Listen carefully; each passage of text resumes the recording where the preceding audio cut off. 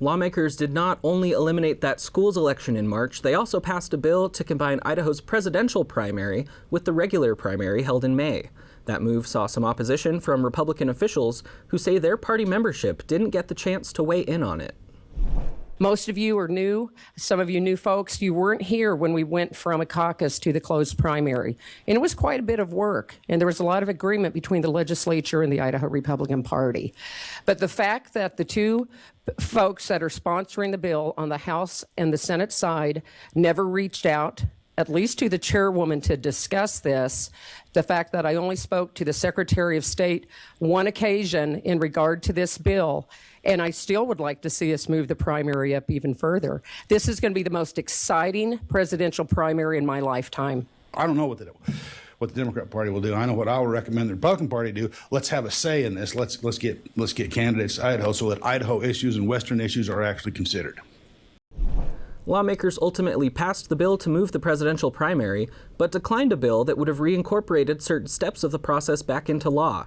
And without those procedures, there is no legal mechanism to hold a presidential primary in Idaho for 2024. On Friday, I asked Secretary McGrain for his thoughts. What are your reactions to the party's concerns? You know, I think it was an interesting conversation. The discussion regarding the presidential preference primary really came out initially just my budget. So Secretary Denny, leading up when he had submitted the initial budget, had $2.5 million to pay for the presidential election.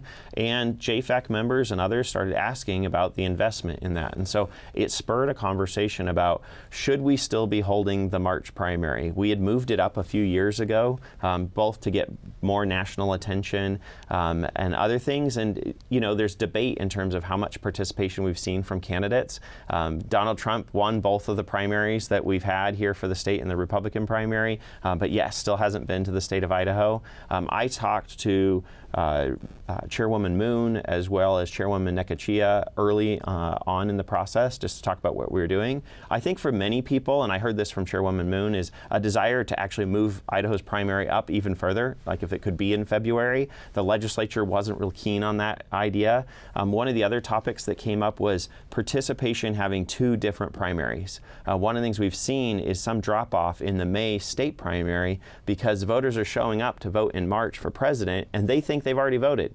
And so when it comes to the May election, they get confused, like, I already had a primary, why are we doing this now? And so House Bill 138 was to, as you said, to move the March presidential primary and re-merge it back with the state primary in May. Unfortunately, in the process, as Commissioner Beck pointed out, there were some mechanical issues with the bill, and so we had a trailer bill to try and sync that up, but the trailer bill didn't go through. So what ended up happening ultimately is we did remove the March presidential primary, but unfortunately it didn't actually get moved onto the May date. If we're going to do that, we're going to have to do something at the beginning of next session. Right now, actually, where it puts the situation is with the parties, both the Republican Party as well as the Democratic Party are going to have to work with their national committees in terms of, you know, do we hold a caucus? Do we hold a party-run primary or something else? A lot of this was related to participation as well as funding.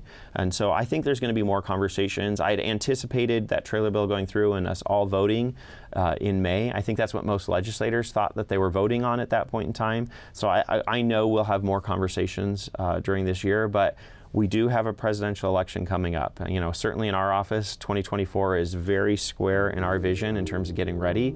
I know for the parties, there's more and more conversations as candidates are starting to get more engaged in the political process. And so we'll be having more conversations about that leading up through the summer.